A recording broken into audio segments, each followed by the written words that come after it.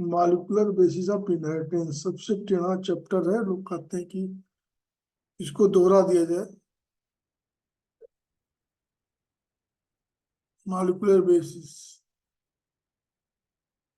आप पेपर पे नोट ले लें और इसमें क्या क्या चीजें दोहरानी है इस पर थोड़ा सा ध्यान दिया जाए। क्या पढ़ना है इसमें? मार्कर बेसिस ऑफ डीएनए में इसमें डीएनए का स्ट्रक्चर और डीएनए का स्ट्रक्चर शायद सभी जानते हैं, इसमें कोई बहुत बड़ी बात नहीं है।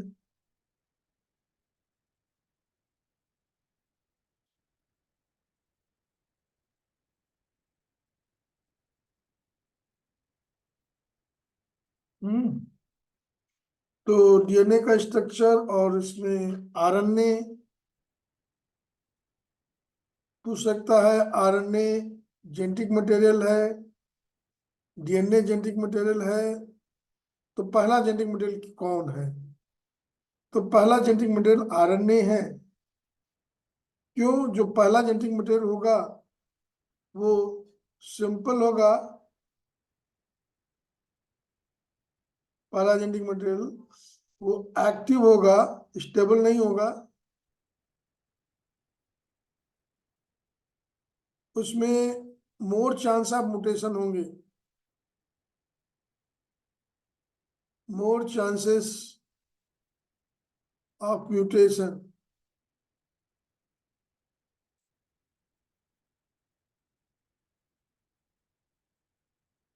आरएनए सिंपल क्यों है? क्योंकि सिंगल स्टैंडर्ड है ये आरएनए।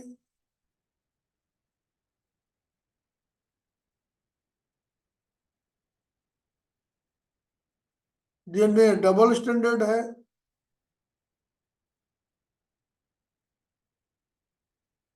तो जो स्ट्रक्चर बाद में बनता है वो थोड़ा सा कॉम्प्लेक्स बनता है।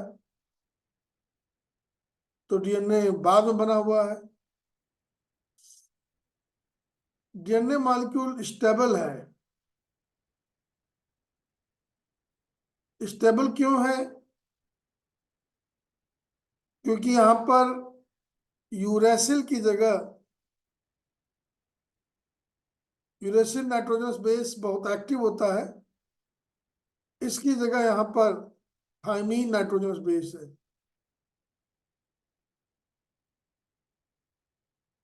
दूसरी चीज, इसमें जो शुगर है वो पेंटोज शुगर है।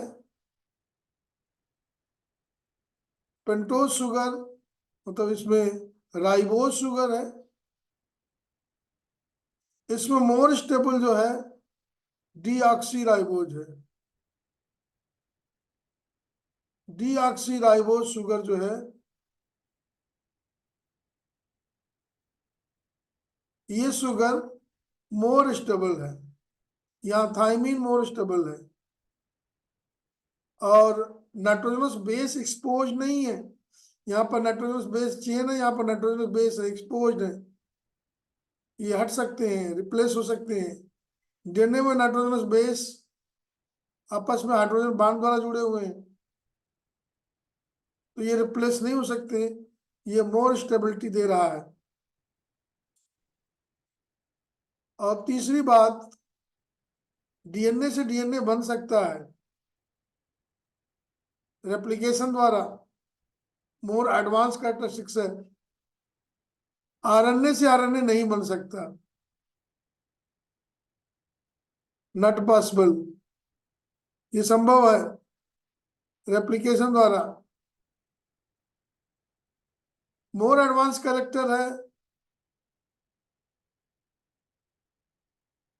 तो इस ढंग से देखें तो डीएनए जो DNA genetic material more stable है, मोर एडवांस्ड है।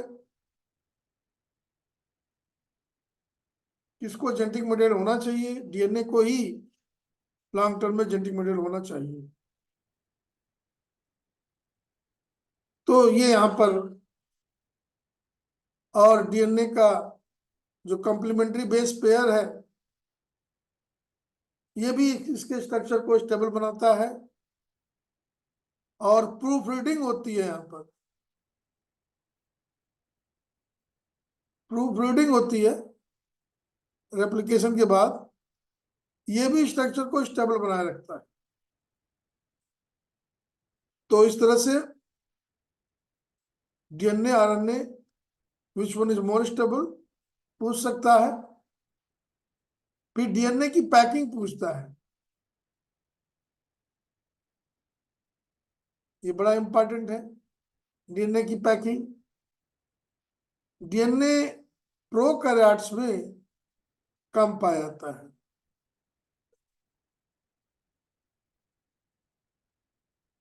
तो यहां बहुत ज्यादा पैकिंग की जरूरत नहीं पड़ती। यहां डीएनए जो है ये न्यूक्लियोइड बनाता है।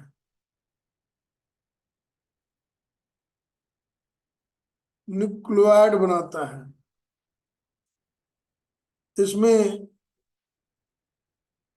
पॉजिटिव आयंस की भूमिका होती है, क्योंकि डीएनए निगेटिव चार्ज है, इसको न्यूट्रलाइज करना है। और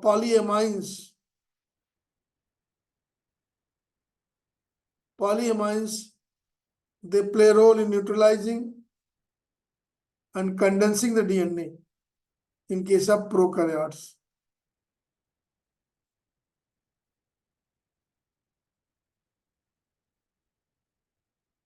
तो यहां पर अगर हम यूकैरियोट की बात करें,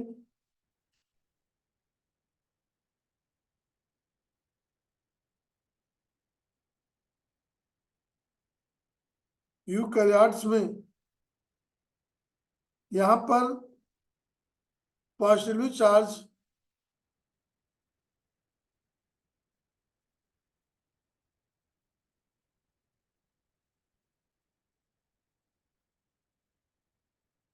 कुछ अमीनो एसिड्स हैं, बेसिक अमीनो एसिड।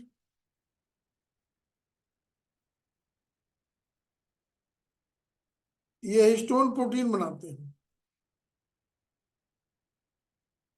तो पॉजिटिवली चार्ज हिस्टोन प्रोटीन होती है,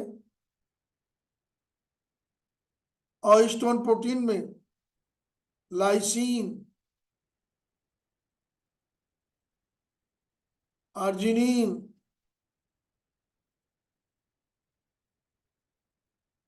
ये बेसिक अमीनो एसिड्स होते हैं। They are more in number. These basic amino acids are more in number in stone. Stone में स्टोन ऑर्गेनाइज हो करके 8 मॉलिक्यूल का ऑक्टामर बनाता है।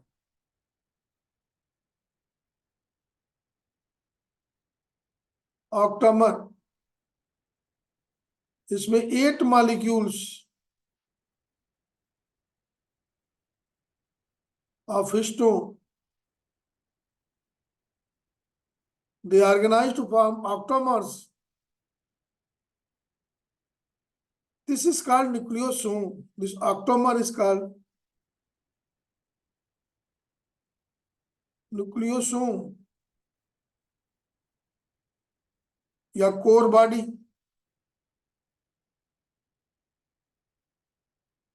It is surrounded by, this octamer is surrounded by 200 base pair, 200 base pair of DNA. It surrounds this octamer.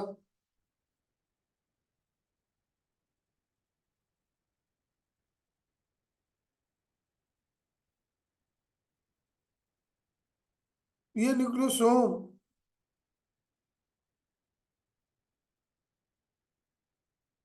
Nucleus में repeating unit बनाते हैं।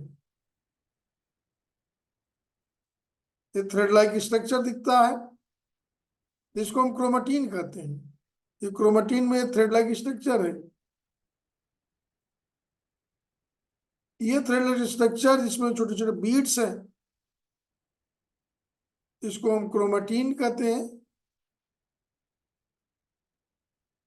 इस क्रोमेटिन में ये बीड्स क्या है, थोड़ा सा इसको भी देख लें।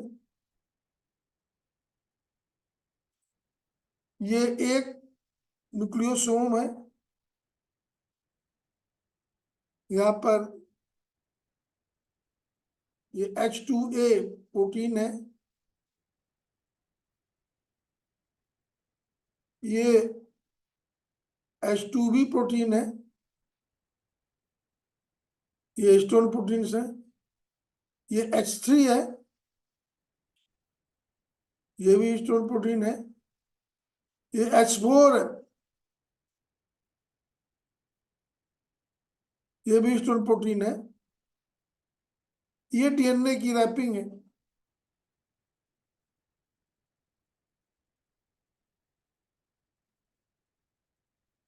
और ये डीएनए की रैपिंग इसके चारों ओर,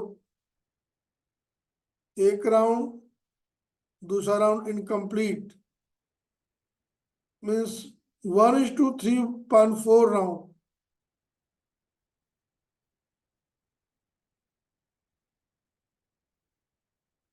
डीएनए जिसमें 200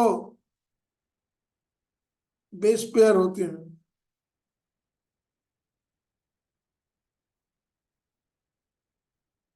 ये बीड लाइक स्ट्रक्चर है, न्यूक्लियोसोम है।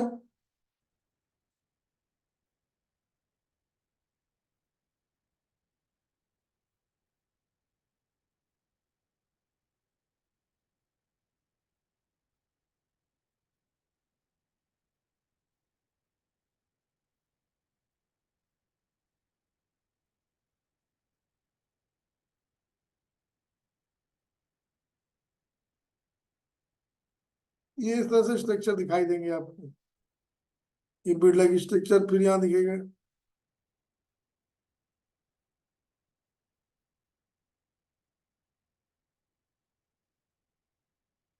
तो ये न्यूक्लियोसोम है, कोर बॉडी है, हिस्टोन ऑक्टामर है।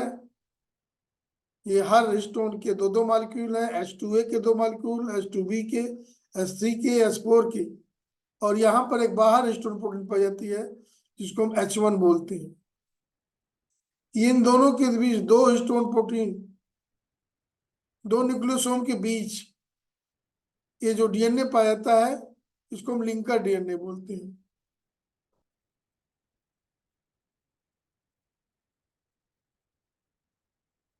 इस तरह से डीएनए का डायमीटर जो है, ये 2 अमस्टांग होता है, लेकिन ये जो न्यू बॉडी बन जाती है, जो न्यूक्लियोसोम बन जाता है, इसका डायमीटर 10 अमस्टांग हो जाता है।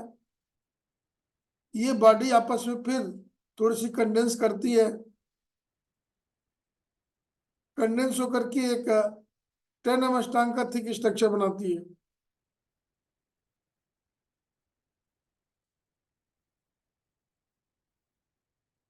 ये 10 अमस्टांग का थिक स्ट्रक्चर बाद में सोलेनॉइड बनाता है।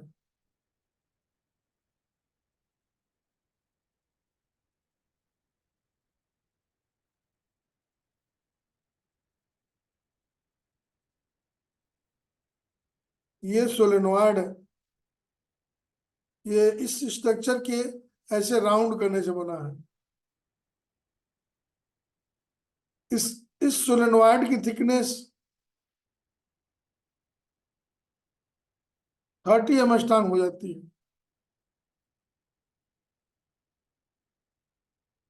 ये जो स्ट्रक्चर क्रोमेटिन का है, ये यू क्रोमेटिन कहलाता है।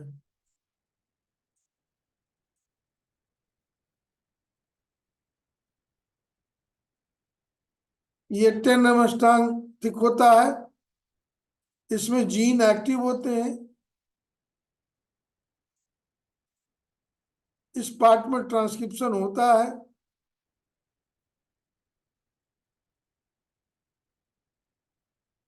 और ये जो 30 अमस्टांग का है, इसको हम हेट्रोक्रोमेटिन कहेंगे।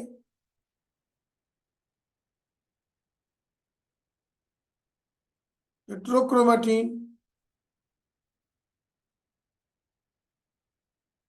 ये थिक होगा, जीन यहाँ इनएक्टिव होंगे,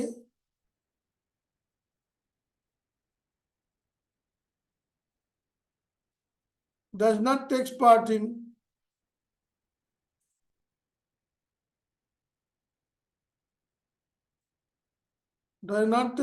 in ट्रांसक्रिप्शन,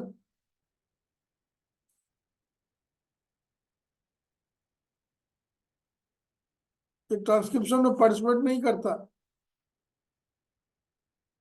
ये 30 ms टांग से फिर 100 ms टांग, फिर 300 ms टांग, और फिर 700 ms टांग स्ट्रक्चर बनता है। इस स्ट्रक्चर के लिए non histone chromosomal protein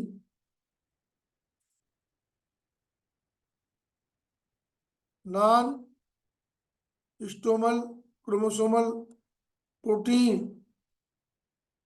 they are required for further thickening of DNA.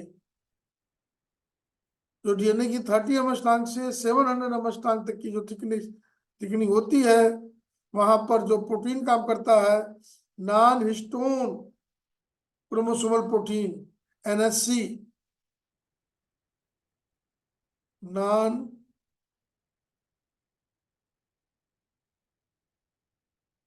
Histone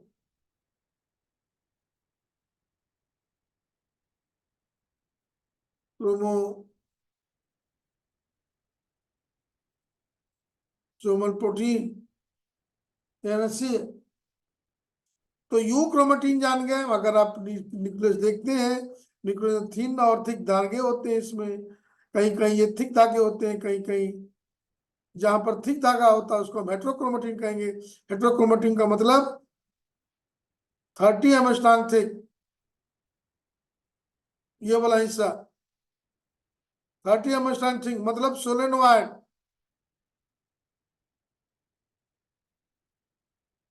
stone protein तीन, जो न्यूक्लियोसोम है, बीट्स है, तीन तीन बीट्स यहाँ दिखेंगी।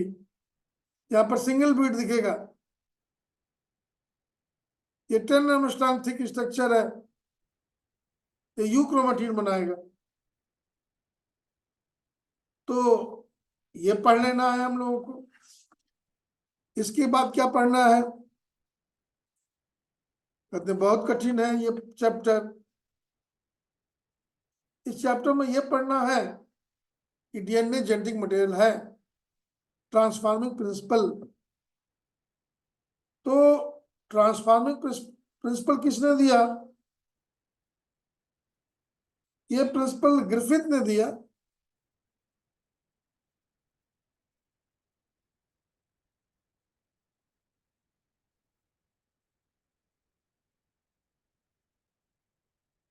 ग्रिफिथ ने ट्रांसफॉर्मिंग प्रिंसिपल दिया। ये जो है काम कर रहे थे एक बैक्टीरिया पर,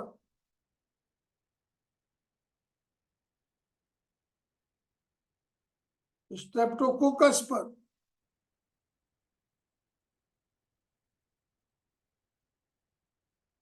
इस बैक्टीरिया के, स्ट्रेप्टोकोकस बैक्टीरिया के निमोनिया काजिंग होता है ये।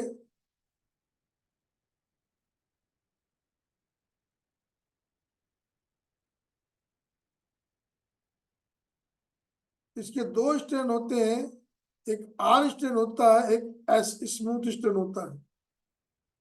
आर स्ट्रेन रफ होता है, यस स्मूथ होता है। स्मूथ में कैप्सूल पाया जाता है,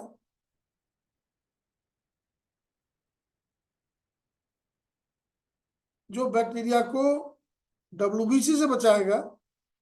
इसलिए अगर यस स्ट्रेन किसी भी इंडिविजुअल में पहुंच गया, एक माइस में पहुंच गया, डाला गया यस स्मूथ बैक्टीरिया, तो उसमें निमोनिया हो जाएगा एंड माइस गॉट डेथ। अगर उसमें आर डाल दें, रफ डाल दें, तो इस रफ को डब्ल्यूबीसी आरबीसी खा जाएंगे।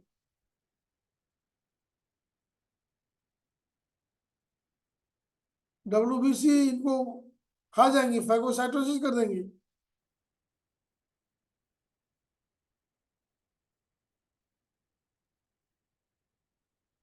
तो आर बैक्टीरिया की WBC फैगोसाइटोसिस कर दी तो कोई रोग नहीं होगा, नो डिजीज।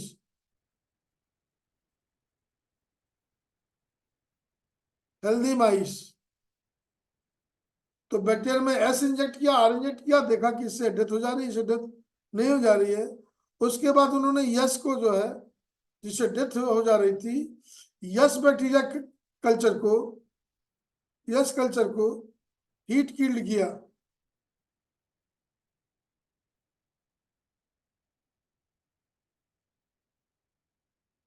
और फिर माइस में इंजेक्ट किया।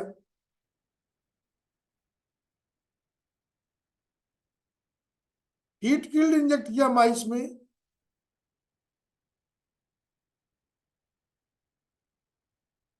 क्या हुआ? Mice was remain alive, no death observe.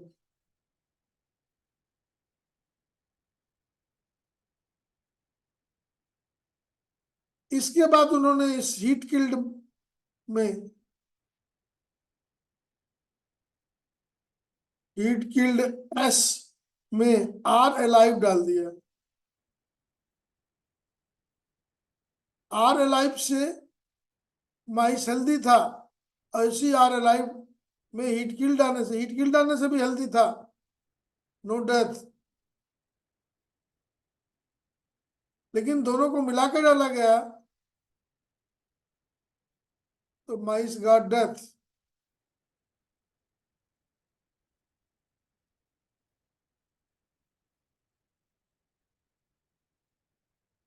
तो इस तरह से ऐसा लगा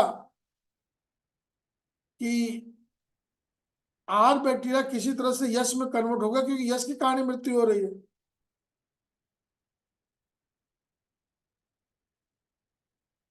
तो यश इज रिस्पॉन्सिबल फॉर डिजीज। और उन्होंने देखा कि आर एलाइव धीरे धीरे एस में, यश में बदल गया, यश के न्यूट्रिएंट को लेकर के, DNA को लेकर के।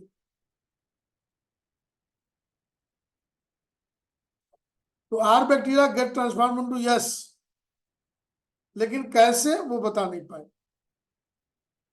तो उनका ये एक्सपेरिमेंट रहा, इतना याद रखें। फिर इस पर एक्सपेरिमेंट हुए। ओसवाल्ड, एवरी, मैकलियॉड,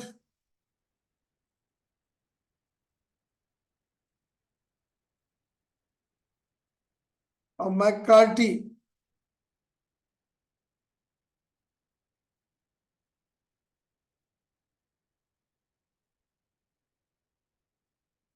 मैककार्टी, ये तीन साइंटिस्ट हुए। उन्होंने उस heat killed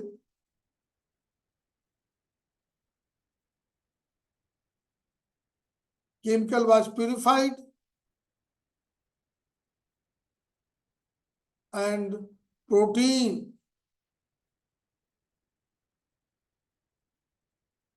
DNA and RNA was isolated.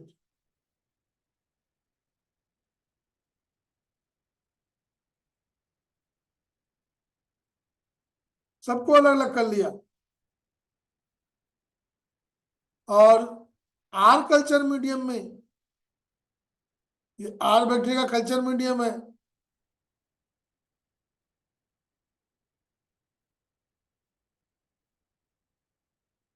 उन्होंने सबको डाला। तो प्रोटीन, जिसमें प्रोटीन डाली गई,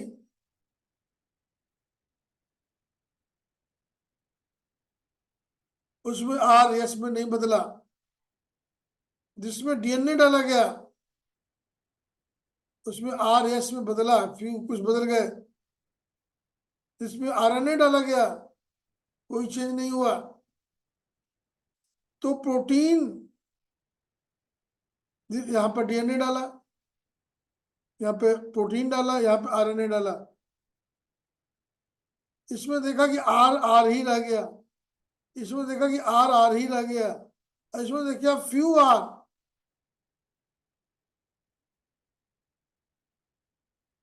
ये कन्वर्ट होकर के एस में बदल गए। इसका मतलब DNA is responsible for conversion, for transformation. DNA is the genetic material.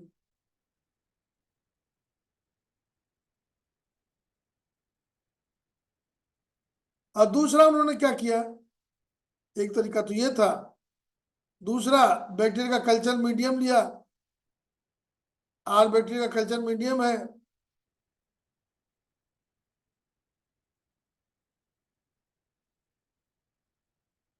क्या होगा, ये आर का कल्चर मीडियम है, आर का कल्चर मीडियम है, इसमें हमने हीट किल्ड एस डाल दिया।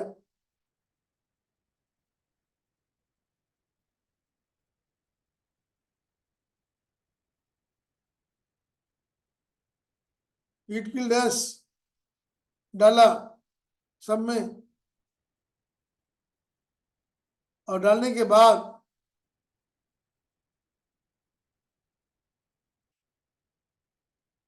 सब में एंजाइम डाला अलग अलग, एक में प्रोटीएज डाल दिया एंजाइम,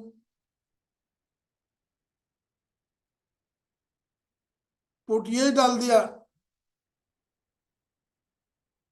प्रोटीएज डालने के बाद उन्होंने देखा कि आर एस में बदल गए।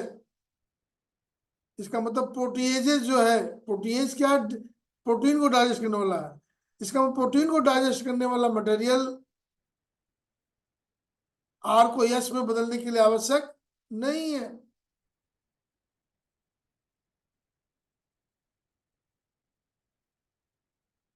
इसी तरह से आरएनए डाले, वो सारे आरएनए को डिजॉल्व कर गया, डाइजेस्ट कर गया, फिर भी आर एस में बदल गए।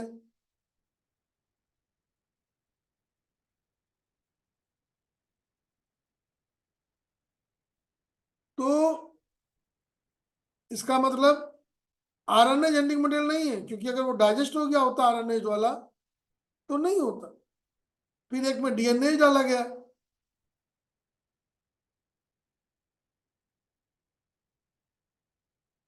डीएनए डाला गया तो जो आर था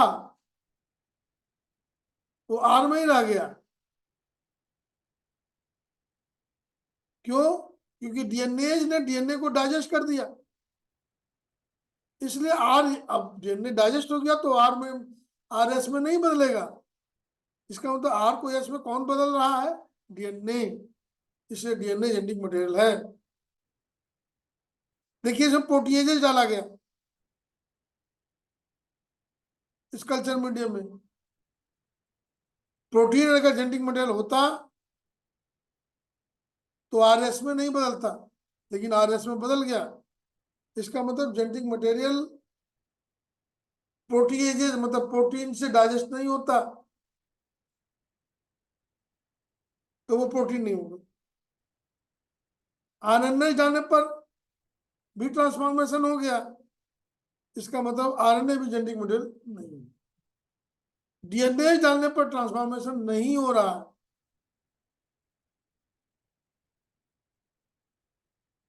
इसका मतलब ट्रांसफॉर्मेशन के लिए डीएनए की जरूरत है।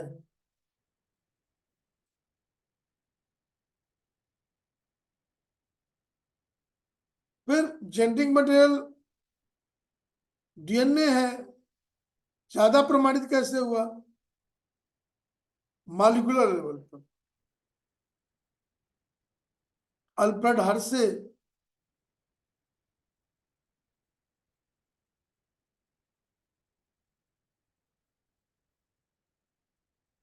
अल्फ्रेड हर्शे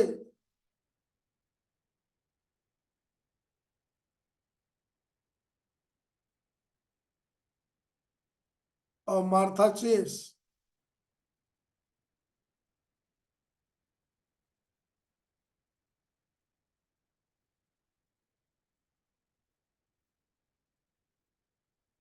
इन दोनों ने मॉलिक्यूलर लेवल पर चेक किया। एक बैक्टीरिया पर इन्होंने अपना एक्सपेरिमेंट किया, बैक्टीरियोफेज डाल करके। बैक्टीरियोफेज एक वायरस है। अब क्या किया गया इसको, कई जनरेशन तक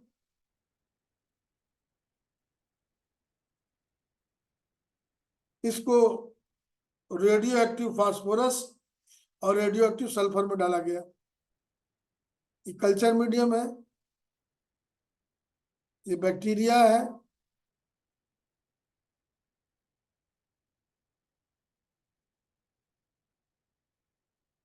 ये वायरस है बैक्टीरियोफेज। अब कल्चर मीडियम में हमने रेडियो एक्टिव फास्फोरस डाल दिया, P32 डाल दिया, और दूसरे में रेडियो एक्टिव सल्फर डाल दिया, S35।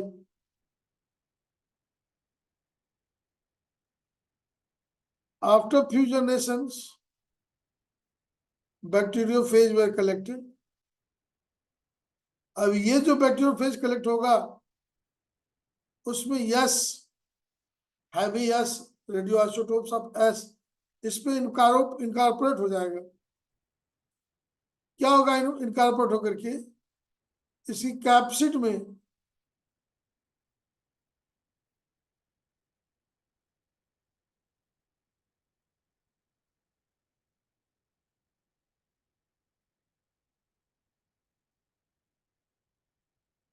ये जो रेडियो एक्टिव था वो इसके कैप्सिड में चला गया।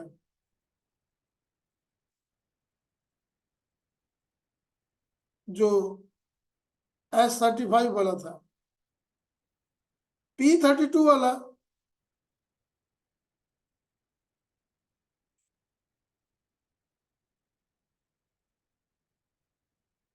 यहाँ पर जेनेटिक मटेरियल P जो है वो DNA में चला गया, P32। तो 2 varieties of bacteriophage were obtained. One obtained from culture medium having S35, in which capsid was having radioactivity character. Here the DNA was having radioactive characteristics.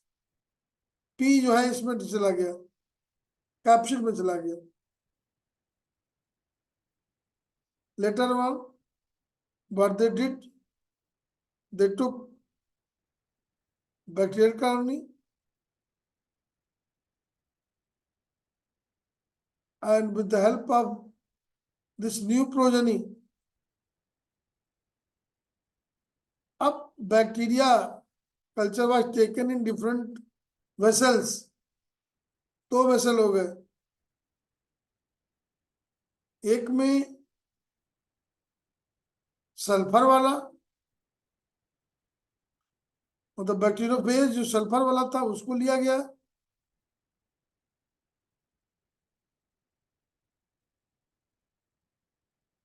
Sulphur वाला उसके capsid में रहेगा, यहां पे रहेगा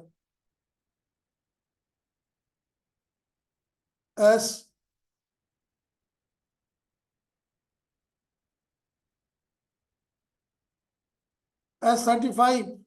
और फास्फोरस वाला, वैसे ये बाद में पता चला ये फास्फोरस वाला है P32। P32 वाले और S35 वाले कल्चर मीडियम को अल्ट्रा सेंट्रीफ्यूज कराया गया, एजिटेशन कराया गया, सेंट्रीफ्यूज कराया गया, दोनों को, दोनों के बेस में बैक्टीरिया आ गए, ऊपर सॉल्यूशन आ गया, हैवी बैक्टीरिया है बेस में आ जाएंगे, सेंट्रीफ्यूगेशन कराएंगे टेस्ट ट्यूब के ऊपर, सॉल्यूशन है।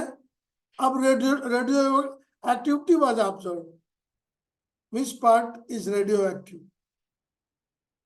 तो S35 वाले में solution was radio active,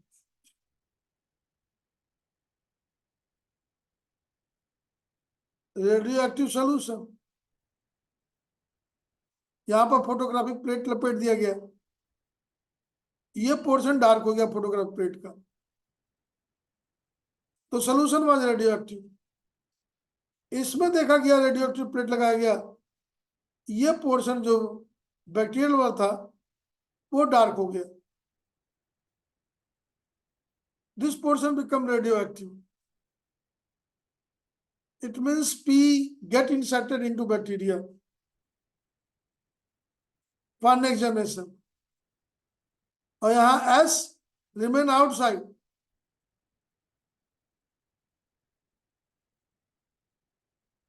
bacteria में घुसा ही नहीं S, तो S नेक्स्ट जनरेशन में नहीं जाएगा, तो S will not genetic material, P will be genetic material। यहाँ पर बैक्टीरिया में रेडियो एक्टिविटी दिख रही है, ये नीचे वाला जोन रेडियो एक्टिव दिख रहा है, it affect the photographic plate and made it black। In this way we can confirm that the P is the genetic material, क्योंकि नेक्स्ट जनरेशन में जा रहा है P, and P is DNA, part of DNA, found in DNA। That's why P is the genetic material, DNA is the genetic material। ये आपको बताना है, बड़ा इंपॉर्टेंट।